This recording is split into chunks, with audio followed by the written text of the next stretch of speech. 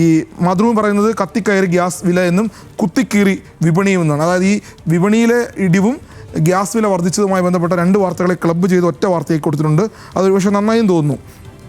മനോരമ ഒരുപക്ഷെ അതിന് താഴെ രണ്ട് വാർത്തകളാണ് അവർ കൊടുക്കാൻ കഴിഞ്ഞിട്ടുള്ളത്.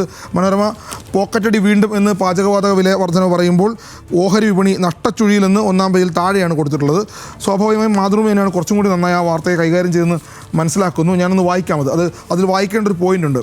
അതായത് സബ്സിഡി അർഹതയുള്ള പ്രധാനമന്ത്രി ഉജ്ജ്വല യോജന, അത് നമുക്കറിയാം, സാധാരണക്കാരായ സ്ത്രീകളെ സംബന്ധിച്ചുള്ള ഒരു പദ്ധതിയാണ്. കേന്ദ്ര സർക്കാരിൻ്റെ മോദി ഗവൺമെൻറ്റിൻ്റെ വലിയ അഭിമാന പദ്ധതികളിലൊന്നായിരുന്നു. സബ്സിഡിയോട് കൂടി ഇപ്പോൾ സബ്സിഡി പലർക്കും കിട്ടാറില്ല എന്നറിയാമല്ലോ. അപ്പോൾ സബ്സിഡി ഉള്ള ഉജ്ജ്വല പദ്ധതിക്കും ഈ നിരക്ക് വർധന ബാധകമാണ്. അതായത് ഇതെല്ലാവരുടെയും വയറ്റ് തടിക്കുന്നതാണ് എന്ന് പറഞ്ഞു വെക്കുകയാണ് പത്രങ്ങൾ.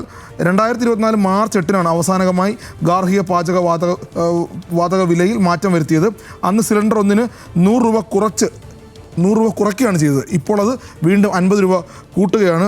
അതുമായി ബന്ധപ്പെട്ട് അസംസ്കൃത എണ്ണവിലയും പെട്രോളിൻ്റെയും ഡീസലിൻ്റെയും തീരുവ കൂട്ടിയതും അസംസ്കൃത എണ്ണവിലയിൽ ഉണ്ടായ കുറവ് എങ്ങനെയാണ്, അതായത് അന്തർദേശീയ തലത്തിൽ എണ്ണവില കുറയുകയും ഇന്ത്യയിൽ എണ്ണയിലും ഡീസലിലും പെട്രോളിലും ഉള്ള തീരുവ കൂട്ടിയതും മുമ്പ് വി മുരളീധരൻ കേന്ദ്രമന്ത്രി പറഞ്ഞാണ് ഇപ്പോൾ എനിക്ക് ഓർമ്മ വരുന്നത്.